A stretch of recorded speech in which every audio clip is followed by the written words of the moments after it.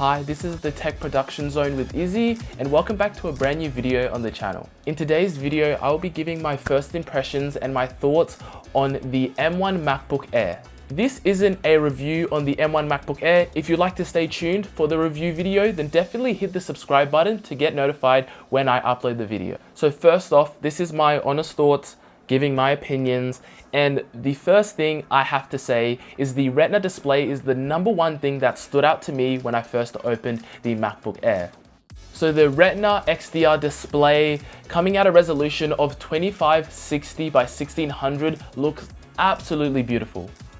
This is an IPS panel, so the colors are going to stand out when you're doing some video editing or some photo editing in Photoshop. Going through onto the ports and my opinions on them, it's not enough. Only having 2 USB-C ports to me isn't the best thing, and I would like to have more ports, and I think this is what you have to expect if you're getting the M1 MacBook Air.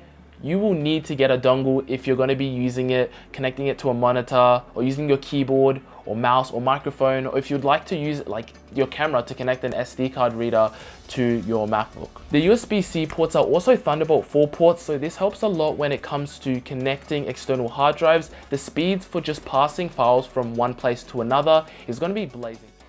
But again, that USB-C port is going to help so much when it comes to charging.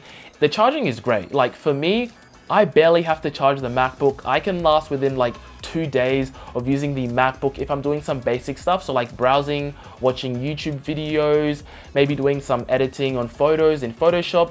The MacBook can handle that, and the battery still stays pretty reasonably well. So when it comes to memory, so RAM, I chose 16 gigabytes of RAM, but you can also choose 8 gigabytes. The reason I chose 16 gigabytes is because I'll be doing a lot of things like video editing, photo editing, multitasking on the MacBook Air. And if you're just an average user who maybe wants to use it for school, 8 gigabytes is totally fine.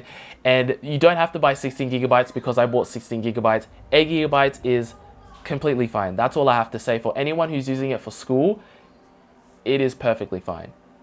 And having your RAM there, the RAM paired up with the M1 chip is honestly incredible. The M1 chip helps optimize the battery. When I mean optimized, it helps stabilize how much battery is used in a certain app and how much is supposed to be used, how much it should save for maybe later on, and it does this perfectly. Obviously, if you're going to be doing really intense stuff like Premiere Pro or Photoshop, Final Cut Pro, or even just multitasking, obviously the battery is going to drain a lot, but connecting that USB-C charger is just gonna blazingly just charge the MacBook Air. One problem I have with it is it's a pretty small screen. It is a 13-inch screen and the bezels are really thin, which I really like, but the screen size isn't enough for me. But that's what you have to expect when buying the MacBook Air. It's going to be on the small side, but that is really great for portability. And when it comes to portability, this is amazing. It fits into my bag easily, and I'm able to travel with this MacBook way better than my old 15-inch HP Windows laptop. So my thoughts on the keyboard. And we've seen in the past with the previous MacBook Airs or just MacBooks before this MacBook Air, the keyboard selection wasn't great when they had, I think, was it the butterfly switches, or they might have the butterfly switches in this MacBook and it was another switch. So they had these previous weird switches that a lot of people did not like. So Apple decided to come with their old switches that they used a long time ago, which they ditched for the new switches, but they went back to the old switches, which sound perfectly nice. The feel is incredible. Keyboard spaced out evenly. One thing I do like is the trackpad. The trackpad is something that I obviously had to get used to coming from a Windows laptop where you normally just tap. Here you have to kind of press down, which is still perfectly fine. And I love how big the trackpad is, and that's one thing I really want to appreciate and thank Apple for. Now getting onto the speakers, if you would like to watch movies on your MacBook and you want the speakers, just stuff like that, the speakers, they do a pretty good job. And obviously they're not the best compared to maybe the latest MacBook, which costs maybe around the like 3,000 Australian dollars, but still these speakers are probably one of the best speakers I've heard from a laptop, and that's comparing it to like a Windows laptop by like Sony or HP. So yeah, these MacBook Air speakers do a really great job.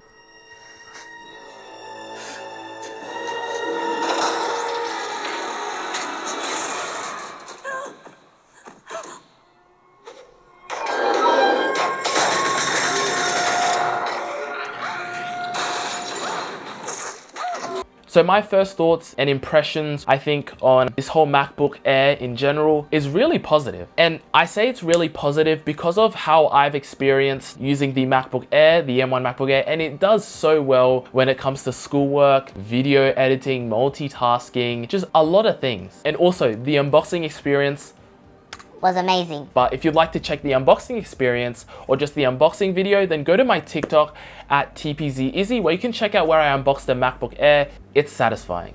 It is really satisfying. If you did enjoy today's video on the MacBook Air and my impressions and thoughts, please hit the like button and please subscribe if you enjoy my channel, and I will see you in the next video.